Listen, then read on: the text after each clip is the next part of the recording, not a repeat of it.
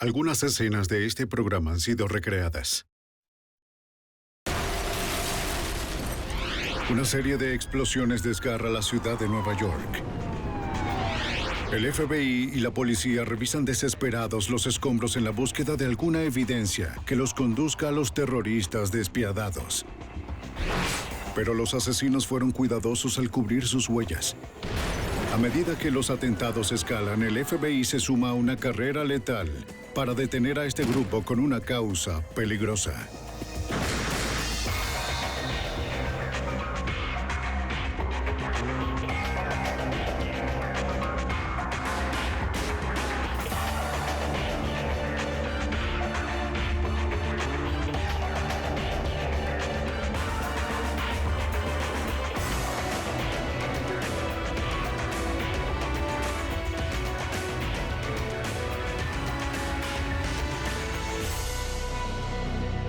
Los archivos del FBI. A finales de los 70 y principios de los 80, un movimiento legítimo de independencia puertorriqueña se afianza en los Estados Unidos. Pero un grupo terrorista conocido como FALN era el sospechoso de realizar una serie de atentados en las principales ciudades. Soy Jim Calstrom, exdirector del FBI en Nueva York. Los terroristas eran inteligentes, organizados, letales, e hicieron lo posible para ocultar sus identidades. Los agentes estaban decididos a atraparlos antes de que volvieran a atacar de nuevo. Causa peligrosa. Ciudad de Nueva York, 26 de octubre de 1974. Justo antes de la medianoche, 5 explosiones sacuden a Manhattan. Los oficiales de policía se dirigen a las respectivas escenas del crimen. La explosión más grande sucede en el distrito financiero. El detective de la policía de Nueva York, Elmer Torro, dirige la investigación. Con solo mirar la devastación, Torro sabe que tendrán suerte si encuentran alguna evidencia útil. Al parecer, los terroristas usaron dinamita. El problema con los bombardeos es que casi toda la evidencia desaparece de la escena. Desaparece porque ¿cómo se puede rastrear la dinamita? No tenemos la posibilidad de rastrearla. A lo mejor encuentras una que otra huella dactilar y si acaso algún testigo. La policía interroga a los posibles testigos de la zona, pero nadie vio al terrorista. El patrón de los escombros indica que la bomba había sido colocada debajo de un auto. La colocaron debajo del bloque del motor. Levantó el auto y el motor voló por el aire. Los pedazos llegaron hasta el 6º piso. Fue un atentado muy impresionante. Nos dimos cuenta de inmediato de que teníamos un gran problema en nuestras manos.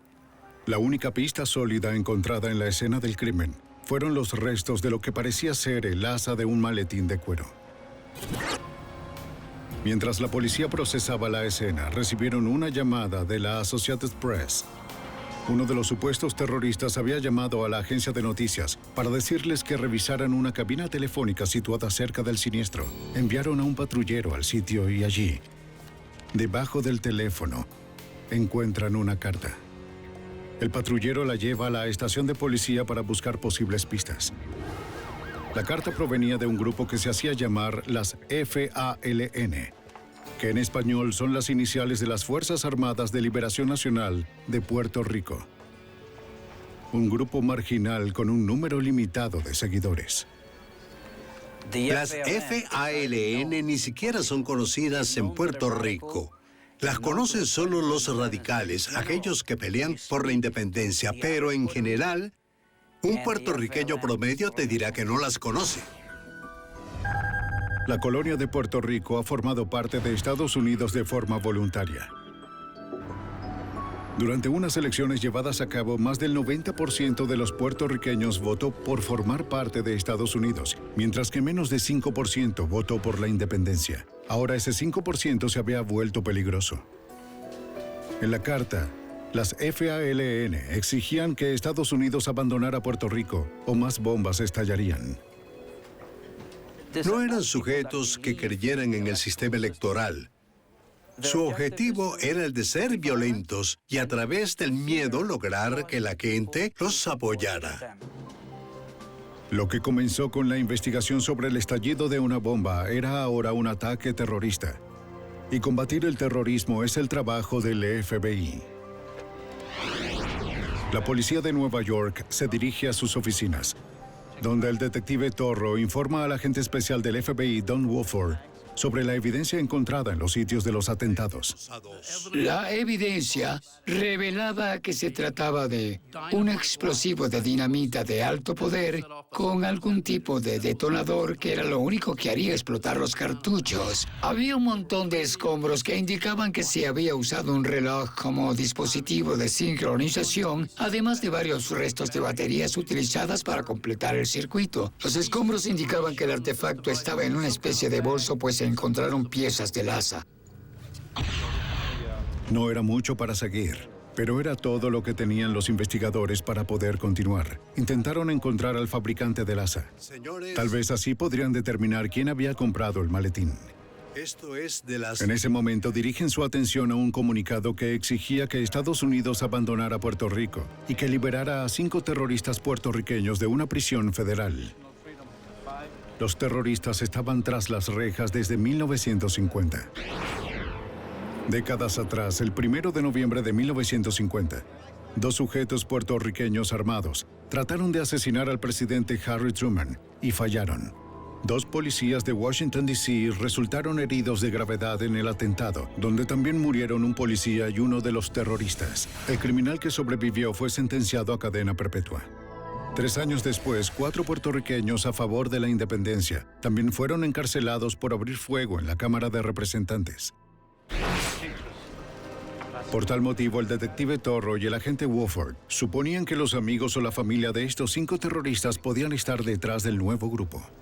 Tenía la esperanza de que, al trabajar en los antecedentes y el estado actual de esos 5 presos políticos, podía obtener alguna pista. Así que fuimos tras cada uno de ellos. Revisamos sus listas de correo, al igual que las personas que los visitaban.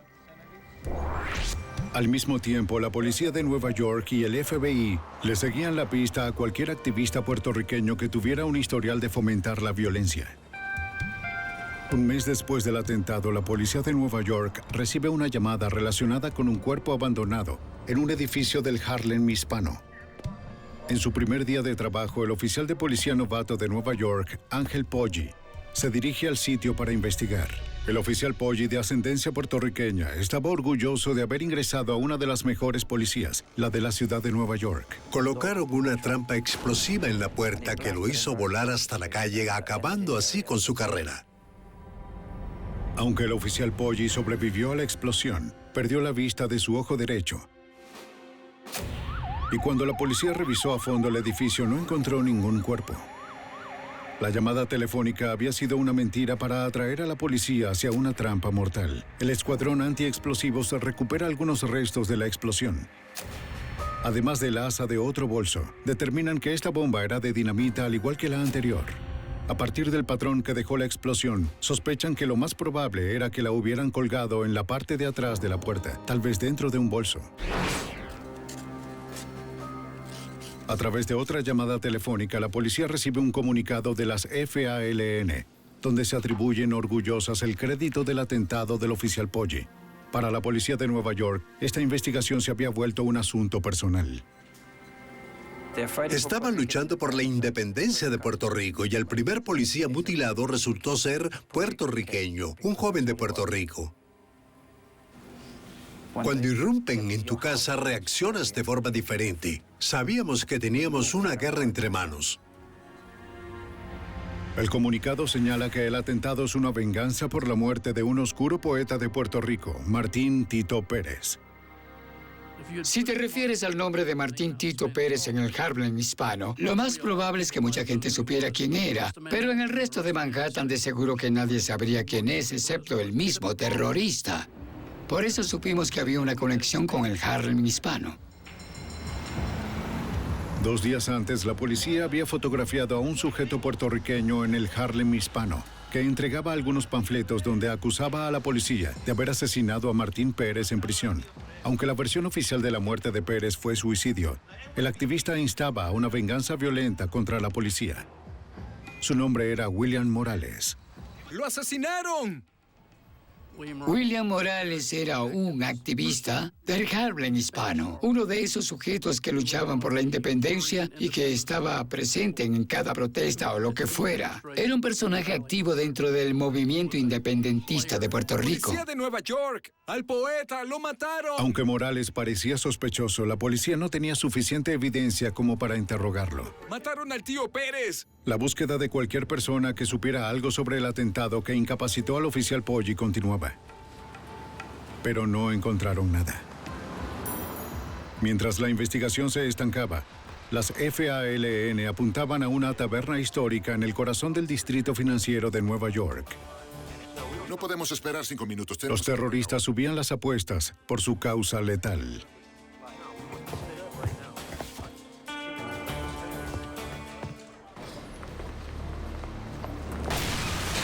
Un grupo terrorista llamado las FALN detona una serie de bombas por toda la ciudad de Nueva York. El FBI se esfuerza por reunir las piezas de evidencia a tiempo para detener a los terroristas antes de que ataquen de nuevo. Luchaban una batalla perdida. La taberna histórica Frances, en el distrito financiero, es un conocido restaurante donde los corredores de bolsa suelen almorzar. El 24 de enero, una bomba estalla durante la hora pico del almuerzo. La explosión mata a 4 personas y hiere a más de 60. Las víctimas son llevadas a los hospitales de la zona. El agente especial del FBI, Don Woodford, comenta: Es una de las peores escenas del crimen que he visto en toda mi carrera en el FBI. El primer piso no era más nada que escombros. Todas las mesas, sillas y paredes eran solo escombros. De acuerdo. La primera bomba no mató a nadie. La segunda apuntó a un solo individuo. Pero en esta ocasión era evidente que los terroristas intentaban matar a la mayor cantidad de personas posible. Hablamos de una bomba en pleno mediodía. No era la de las 3 de la mañana ni la otra colgada en un edificio abandonado. Fue una bomba colocada en un restaurante lleno de gente. Era una escena que el agente especial Rick Hahn nunca olvidaría. Las calles estaban mojadas por las mangueras que limpiaron la sangre de las personas heridas y de quienes murieron en el siniestro. Ver una escena así me impactó de tal forma que de verdad quería asegurarme de resolver estos casos. En el lugar de la explosión, los investigadores encontraron de nuevo el asa de un maletín similar al de los atentados anteriores. Los testigos declararon, cada uno por separado, que minutos antes de que la bomba explotara, un sujeto sospechoso abandonó el maletín. No estaba vestido para estar al mediodía en la taberna Frances con los corredores de bolsa. Parecía haber ido al sitio equivocado, pero ¿por qué dejar abandonado el bolso? No fue que presionó el detonador según los testigos, solo lo dejó. Esa cosa, la bomba estaba activada y podía contener 20 o 30 cartuchos de dinamita. Hablamos de un sujeto que caminaba por Manhattan con una bomba de dinamita y esto requiere dedicación. Y su cabello estaba... Los testigos colaboraron con un retratista de la policía para realizar un retrato hablado del sospechoso. Era evidente que este grupo se volvía cada vez más peligroso y el FBI intensificaba sus esfuerzos. Tengo este retrato hablado. Me gustaría que... El FBI distribuyó el retrato hablado por toda Nueva York. Pero los investigadores no podían encontrar a nadie que coincidiera con la descripción.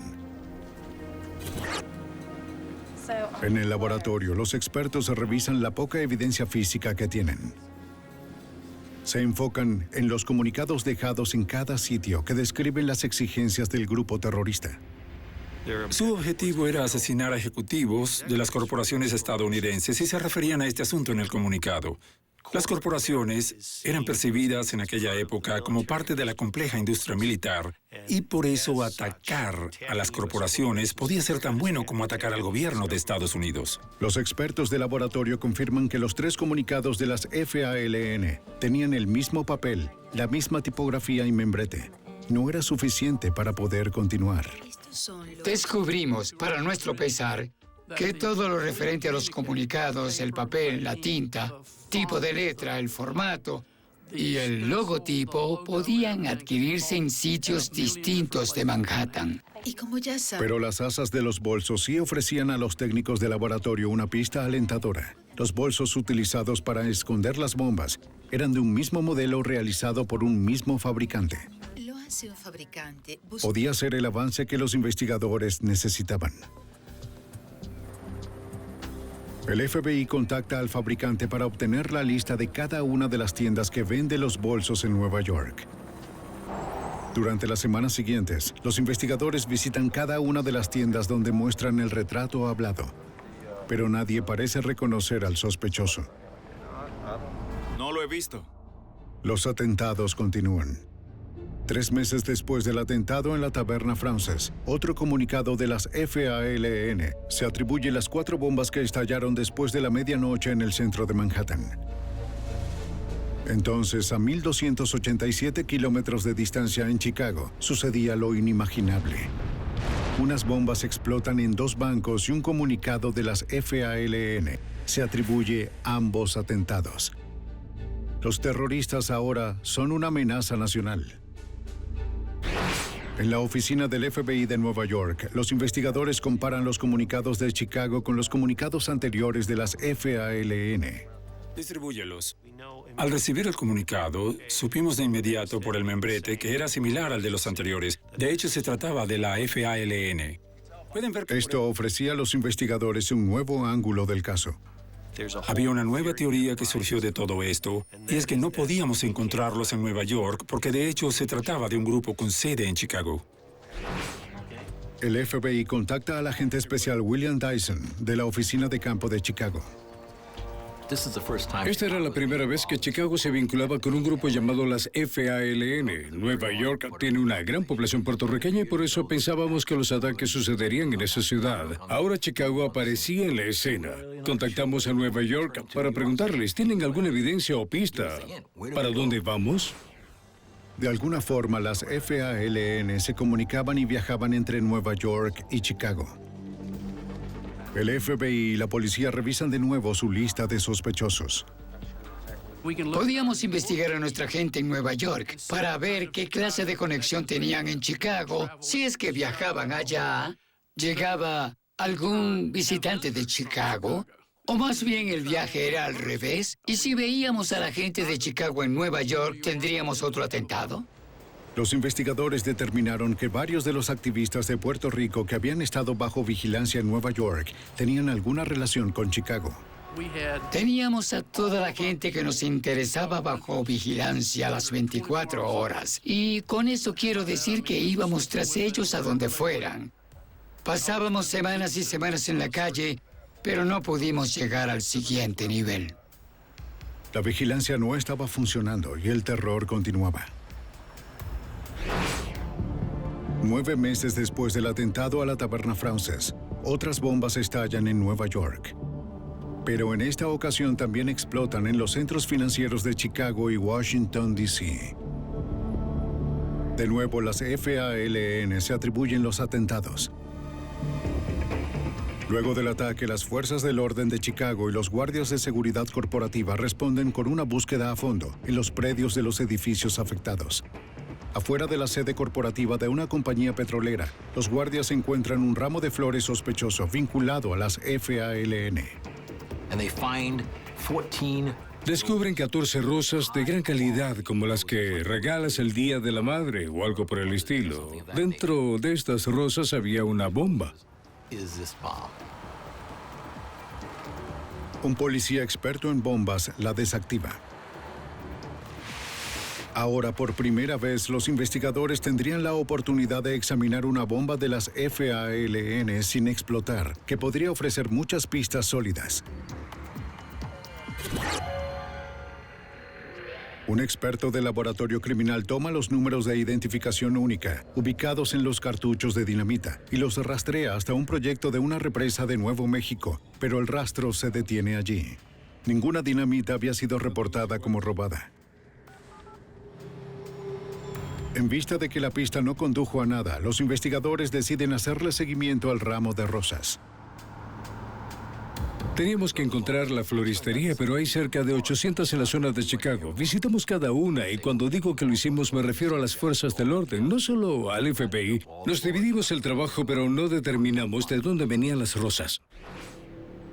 De regreso en Nueva York, el FBI descubre que los componentes de esta bomba coinciden con los anteriores. Los investigadores arman una lista de todas las tiendas que vendían cada uno de los artículos recopilados. Las tiendas minoristas. Encontraron una tienda que los vendía todos.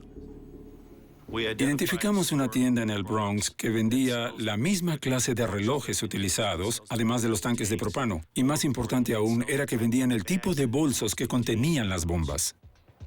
El FBI suponía que tal vez los terroristas se habían vuelto descuidados y compraron todo en un mismo sitio. Lo reconozco. Los investigadores le muestran a la propietaria de la tienda el retrato hablado. No podía decirme el nombre del sujeto, pero sí que una persona de apariencia similar había estado en la tienda donde, en definitiva, compró una serie de bolsos y baterías. Los investigadores creían que esto podía ser un gran avance en el caso. Le mostraron a la dueña de la tienda una serie de fotografías de posibles sospechosos, pero no pudo identificar a ninguno. ¿Puede mostrármelos? No. Pero estuvo de acuerdo en colaborar. Solicitamos la colaboración de la dueña de la tienda, quien nos permitió marcar los bolsos y los relojes, ese tipo de cosas, para ver si podían ser utilizados o no en un dispositivo. Estas marcas podrían sobrevivir a la explosión y confirmar que los artículos fueron comprados en su tienda. Los investigadores también establecieron una vigilancia de 24 horas. Colocar algún tipo de cámara de... Y así, cuando alguien comprara un bolso, lo seguiríamos para identificarlo y haríamos coincidir el retrato hablado con el comprador del bolso. Ahora los agentes tendrían que esperar para ver si los terroristas caían en la trampa.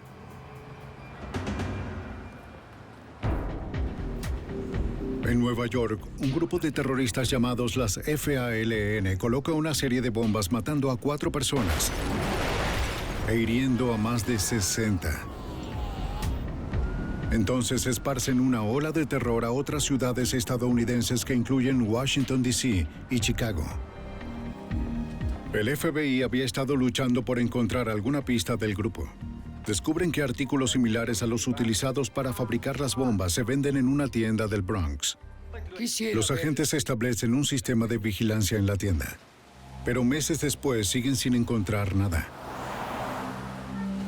Tal vez los terroristas habían almacenado suficientes suministros o pudieron darse cuenta de que los vigilaban y una vez más estaban un paso adelante de los investigadores. Meses después del último atentado, el caso toma un giro inesperado en Chicago. La policía de esta ciudad recibe un dato curioso. Un informante reportó que un sujeto intentaba vender cartuchos de dinamita a pandillas callejeras en un garaje. El oficial que respondió al reporte escucha un martilleo y ve a un sujeto que intenta abrir un baúl. Levántese, baje el martillo. También descubre la dinamita. Ponga las manos en alto donde pueda verlas.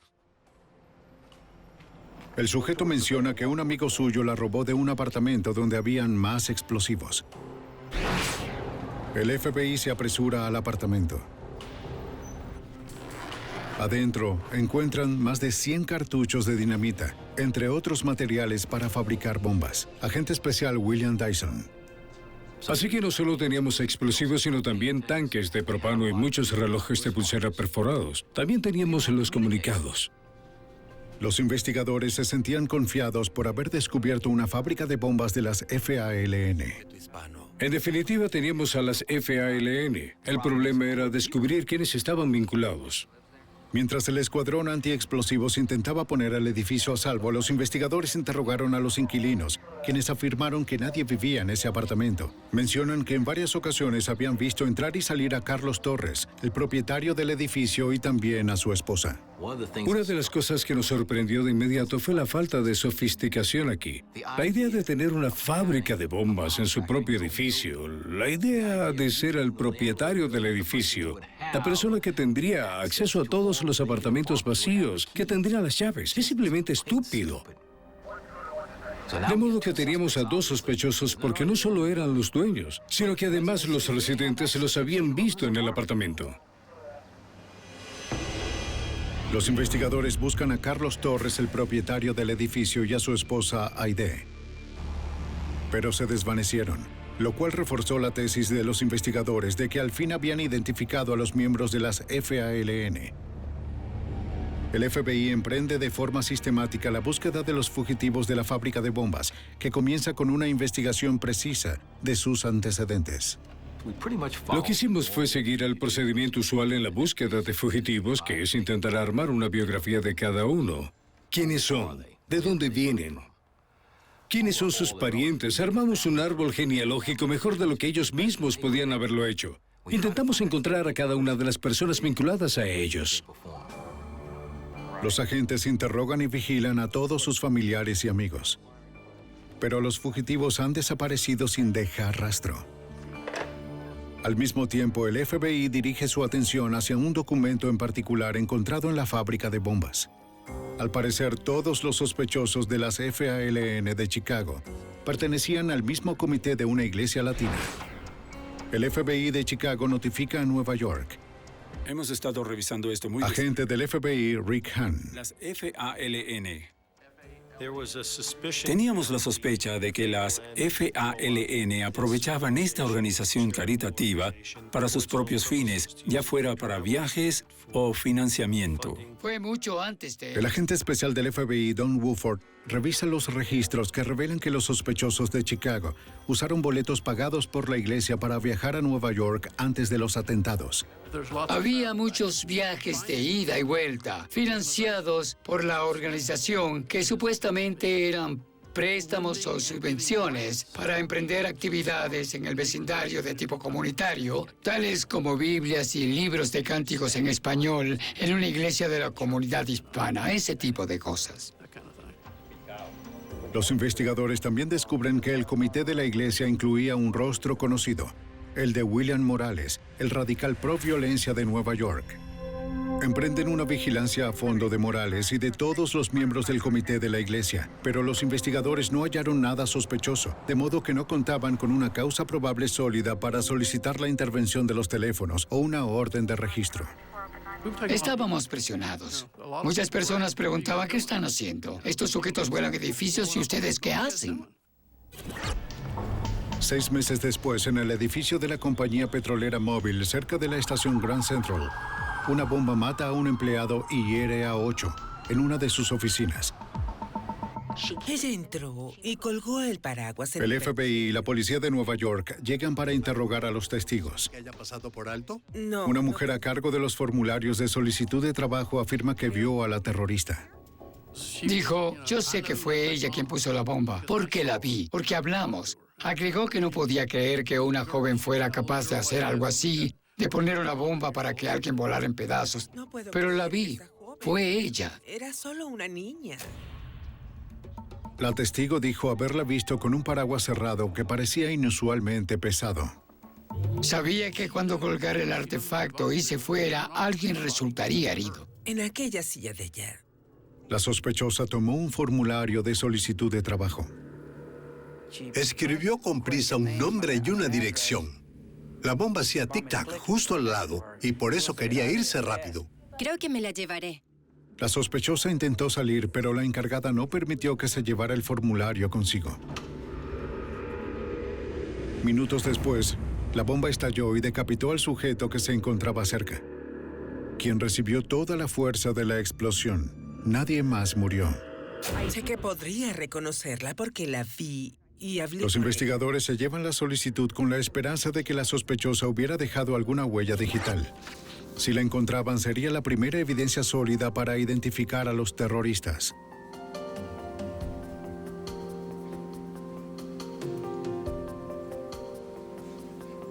Los expertos del laboratorio no encuentran nada en el frente del formulario.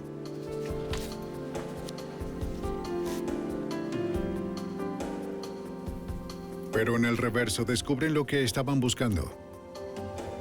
Una sola huella dactilar. Pertenecía a Aide Torres, la esposa de Carlos Torres, propietario de la fábrica de bombas de las FALN, recientemente descubierta en Chicago.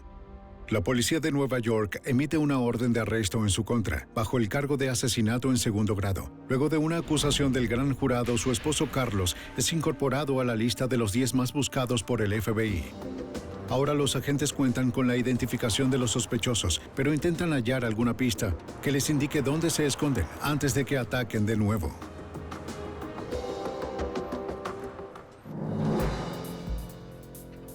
Un grupo terrorista llamado las FALN colocan bombas en las principales ciudades alrededor del país, que incluyen Nueva York y Chicago. Matan a 5 personas y hieren a más de 80. En Nueva York, el FBI sospecha que William Morales, un radical en favor de la violencia, está de alguna forma vinculado al grupo. Pero luego de meses de una vigilancia a fondo, los investigadores no han logrado detectar nada sospechoso. Al final, el FBI le pregunta a Morales si podría hablar con ellos. Quiero una respuesta. De manera sorpresiva, él concuerda. El agente especial del FBI, Don Woodford, observa a través de un cristal unidireccional cómo el detective Elmer Torro interroga a Morales sobre las FALN, el grupo terrorista. ¿Qué sucedió? Pero no ofrece información alguna. Se mostró tranquilo, sereno, ni en lo más mínimo molesto, ni siquiera intimidado cuando dijo, no sé nada sobre nada de nada. Los investigadores buscan algún indicio de que solo fuera una buena actuación. Mi posición era que se trataba de un jugador. En definitiva, de un jugador. Tal vez era solo un jugador de las ligas menores, pero en verdad un jugador. Está bien, gracias, William, por tu... Los investigadores mantienen sus sospechas sobre Morales. Y entonces... Pero sin la suficiente evidencia, tienen límites legales sobre qué tan lejos pueden llegar con el interrogatorio. 2 meses después, en Queens, Nueva York, los bomberos responden a la explosión de un apartamento, donde encuentran otro comunicado de las FALN. El agente del FBI, Woodford, llega a la escena justo cuando los paramédicos salían del apartamento con un sujeto herido de gravedad. El agente Woodford cree que puede ser uno de los sospechosos de las FALN e intenta identificarlo, pero su rostro presentaba heridas profundas y sus manos estaban desgarradas por la explosión. Debemos seguir. Dentro del apartamento, los investigadores encuentran 3 bombas pequeñas de fabricación casera. La evidencia sugiere que una 4ª bomba estalló mientras la armaban, lo cual explica las graves heridas en las manos del sujeto. Los investigadores descubren una fotocopiadora y papel de imprimir con el logotipo de las FALN. También encuentran una gran reserva de explosivos. El detective Elmer Torro se dirige al hospital para intentar identificar al sospechoso fabricante de bombas. Sus manos están tan heridas que no se puede obtener ninguna huella dactilar. El detective Torro le dice al sujeto que a pesar de todo, los investigadores descubrirán su identidad por la evidencia hallada en la fábrica de bombas. Podría confesar su nombre en ese momento, pero el sujeto no podía hablar. Manuel Rodrigo. Llevé un montón de nombres de sospechosos conmigo y al mencionar a William Morales, asintió sin tener que decir una sola palabra. Se identificó a sí mismo. El detective Torro creía que había capturado al fabricante de las bombas de las FALN. Torro lo presiona para obtener información sobre el grupo terrorista. Pero puedo ayudarte. Pero Morales se rehúsa a cooperar. 9 meses después, Morales va a juicio por imprudencia temeraria y posesión de armas peligrosas. Morales no peleó, reclamó su estatus de prisionero de guerra sin defensa, lo cual es ideal para la fiscalía. El juez lo sentencia a 89 años. La policía traslada a Morales al área carcelaria del Hospital Bellevue para que le coloquen unas manos artificiales antes de su traslado a prisión. De modo increíble, se las arregla para escapar, a pesar de que los guardias de la policía custodiaban el corredor. Los investigadores se dirigen a la habitación de Morales en el hospital. Mi reacción inicial fue que se trataba de una broma. Sí, seguro, de acuerdo, seguro que se escapó. Primero que nada, físicamente no podía hacerlo. El segundo estaba arriba en el tercer piso. No hay nada allá abajo. Encuentran la reja de la ventana y la malla cortadas. Saltó. La malla estaba separada no más de 15 o 20 centímetros. Un tanto así. Son 3 pisos. De modo que tuvo que pasar a través del agujero para poder salir por la malla. Pero, ¿cómo pudo bajar 3 pisos? Por supuesto que lo ayudaron. Los investigadores reconstruyen de inmediato lo que pudo haber sucedido. Alguien debe haber introducido una cizalla a la habitación. William Morales tuvo que escapar del tercer piso solo con sus codos porque ya no tenía manos. Los investigadores creen que Morales saltó 3 pisos hasta el suelo y sus cómplices lo estaban esperando para escapar. El FBI y la policía de Nueva York inician la persecución de Morales y alertan tanto al público como a la policía de todo el país para que estén alerta. Pero transcurren los meses y la búsqueda termina en ninguna parte. Entonces los terroristas atacan de nuevo. 6 meses después del escape de Morales, las FALN llevan a cabo atentados en Nueva York, Chicago y San Juan de Puerto Rico. Un año después de la fuga de William Morales, justo al norte de Chicago, la policía de Evanston responde al reporte de una camioneta estacionada de forma ilegal. Verificaron por radio la matrícula que resultó ser robada. La policía decide vigilar la camioneta para ver si alguno de los sospechosos regresa por ella. Vigilaban la camioneta. Pudieron haberla remolcado, pero decidieron vigilarla. Poco tiempo después, un sujeto y una mujer suben a la camioneta y comienzan a cargarla. ¡Policía! ¡Manos arriba! ¡Déjenme ver sus manos! ¡Déjenme ver sus manos! ¡Dense vuelta! ¡Quietos! ¡Quédense donde... Los oficiales confrontan a los 2 sospechosos y descubren varios rifles.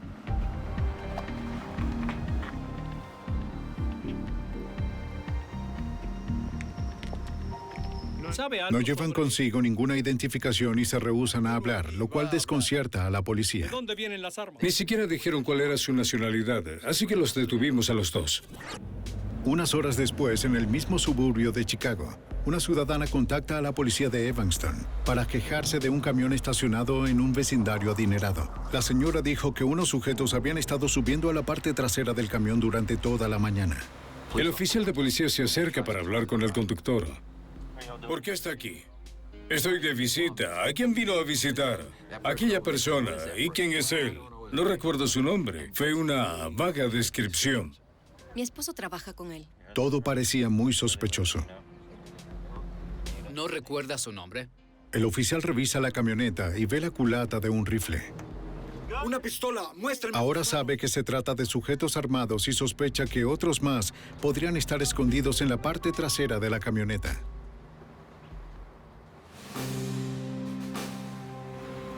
¡Salga del vehículo! En medio de una serie de atentados terroristas, los oficiales de Illinois arrestan a una pareja sospechosa. En la parte trasera del camión, la policía descubre a unos sujetos con rifles, pistolas y disfraces. Salgan del camión, 1 a 1. Usted primero, manos arriba. Los oficiales también los arrestan. Sí, aquí tengo 9 identificaciones. La policía de Evanston toma las fotografías y huellas dactilares de los prisioneros. ¿Puede enviarlo? Pero al verificar sus identificaciones se topan con un problema. Raúl. Los nombres resultan ser falsos. Bueno, Alfa, Uniforme Lima. Los policías intentan interrogar a los sospechosos, pero se rehúsan a hablar. El apellido es Lee. La policía recurre al FBI al suponer que están detrás de algo muy grande. El agente especial del FBI, William Dyson, observa a los prisioneros y de inmediato reconoce a uno de ellos como un importante terrorista de las FALN. Tengo la ficha de los 10 más buscados y pude reconocerlo, es decir, era Carlos Torres. El agente Dyson también reconoce a otros prisioneros como miembros de las FALN. Era como si estuviera viendo el colaje que tenía encima de mi escritorio de todos estos sujetos buscados. Así que teníamos a las FALN. Pudimos identificarlos. Estas son las FALN. El FBI revisa a fondo las identificaciones falsas. Por experiencia previa, saben que los delincuentes que utilizan una identificación falsa con frecuencia incluyen una dirección real para que funcione como válida. Los agentes descubren que varias de las identificaciones tienen la misma dirección en Chicago. El FBI y la policía de Chicago rastrean la dirección donde encuentran materiales para fabricar bombas, entre evidencias de las FALN. Con base en la información de los terroristas capturados, los agentes realizan redadas y desmontan las bases de operaciones de las FALN en las respectivas direcciones de Milwaukee, Nueva York y Nueva Jersey. 6 años después del inicio de los atentados, un jurado federal encuentra culpables a los terroristas capturados de conspiración sediciosa, violación de armamento, transporte interestatal de vehículos robados, entre otros cargos. Pero el más notorio líder de las FALN, William Morales, seguía libre. Un grupo nuestro se reunió y... Justo antes de la sentencia, uno de los miembros de las FALN decide cooperar a cambio de una sentencia reducida. Dijo que 11 de los terroristas del grupo estaban en Evanston, con la intención de robar una camioneta blindada para financiar más atentados. También menciona una reunión en un refugio de Milwaukee. Así es como vamos a... Ahí está la... Habían tenido una reunión en la que planificaron todo y el sujeto que la lideraba llevaba puesta una máscara para que no pudieran reconocerlo, pero no tenía manos. De modo que de inmediato supimos que era William Morales. Entramos por aquí. El líder fanático, William Morales, había perdido ambas manos años atrás mientras fabricaba una bomba. Los investigadores presionaban para obtener más información, pero el miembro de las FALN que cooperaba con ellos no sabía ni dónde ni cómo encontrar a Morales. Los agentes intentan otro enfoque. Interrogan al informante sobre cómo el grupo recluta a sus miembros. Teníamos que saber cómo reclutaban miembros para el grupo y una vez que lo supiéramos, podríamos ir tras ellos. Los investigadores descubren que las FALN reclutan a sus miembros en las filas de los puertorriqueños radicales. Y que cualquiera que se les uniera debía abandonar toda actividad política con la intención de poder mantener un bajo perfil. Con esta pauta en mente, el agente especial del FBI, Rick Hahn, revisa cientos de archivos de radicales de Puerto Rico. Se trata de un gran esfuerzo para identificar al resto de los terroristas de las FALN. Buscábamos sujetos que hubieran dejado de asistir a mítines, protestas o cosas por el estilo, pero que de cierta forma ya se hubieran dado a conocer y nos centramos en ellos para vigilarlos. Transcurre más de un año antes de que el FBI por fin encontrara al sospechoso que parecía llevar una doble vida. De inmediato supimos que este sujeto era clandestino, hacía cosas inusuales. Los agentes rastrean al sospechoso hasta un refugio de las FALN. Con base en su comportamiento, los agentes del FBI obtienen una orden de la corte que les permite intervenir y grabar sus conversaciones telefónicas. En marzo de 1983, 2 años después de obtener la primera colaboración del informante de las FALN, el FBI al fin avanza. Escuchan en una grabación telefónica como un miembro sospechoso de las FALN le pide a un sujeto misterioso en México que venga a Chicago. Se rehúsa a venir y le dice, ¿por qué no vienes tú? Estoy pendiente de una cirugía plástica y necesito una buena identificación. No puedo salir del país y es fácil que me reconozcan, ese tipo de cosas. El hombre misterioso le dice que llame al mismo número en una semana. Fue un gran adelanto. Los investigadores identifican la voz misteriosa como la del líder fugitivo de las FALN. Por el tono de su voz, estábamos casi seguros de que se trataba de William Morales. Era la primera vez que el FBI escuchaba la voz de Morales desde su audaz escape de la custodia de la policía de Nueva York 4 años antes. El FBI rastrea la llamada del líder terrorista William Morales hasta un café en Puebla, México. De regreso a Chicago, el FBI está atascado. Absolutamente. No tienen jurisdicción en México. Los agentes planean continuar con las grabaciones para arrestar a Morales cuando intente regresar a los Estados Unidos. Pero como Morales tal vez se hizo una cirugía plástica y pudiera haber cambiado su apariencia de forma significativa, los agentes solicitan a los federales mexicanos que lo fotografíen en secreto. Agente especial Rick Hahn. Los federales se dirigen al café donde encuentran a Morales sentado en una de las mesas. ¿Qué le sucedió? Morales se había mutilado ambas manos de forma severa mientras fabricaba una bomba. No podía protegerse y tampoco disparar un arma. El FBI advierte a los federales que tal vez podría estar acompañado de un guardaespaldas armado. Agente especial Don Woodford. Le dijimos, este sujeto tiene apoyo, vigílenlo. No pueden solo acercarse y decirle, entre al auto. Los federales no ven ningún guardaespaldas y deciden arrestarlo ellos mismos.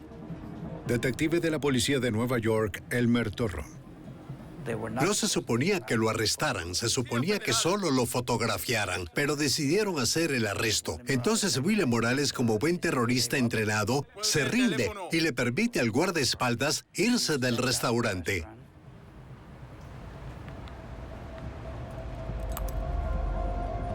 ¡Vete de aquí! ¡Vete de aquí! ¡Vete de aquí! El guardaespaldas abre fuego, dispara a los federales, hiriendo a uno de gravedad. El otro federal devuelve los disparos y mata al guardaespaldas.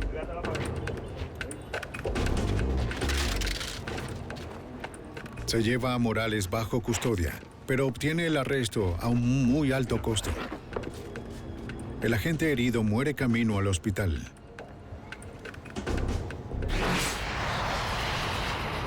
El detective de la policía de Nueva York, Elmer Torro, vuela de inmediato a México para interrogar a Morales y organizar su regreso. Por haber estado bajo custodia y haber matado a un oficial de policía, es probable que Morales hubiera sufrido algún tipo de tortura por parte de los federales allá. Morales saluda al detective Torro como si fueran amigos de mucho tiempo.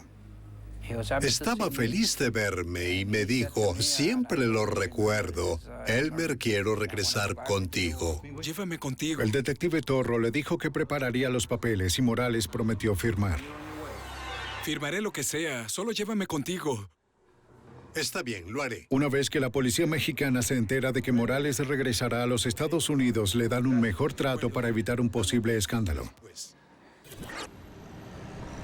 Ve por ellos. De vuelta al hotel, el detective Torro llama al FBI con la increíble noticia sobre Morales. Intentar hacer algo en México no es fácil, pero ahora él decía que quería regresar. Afirmábamos, gracias, señor. Está bien, hablamos. Dejen que regrese. Pero no fue tan simple.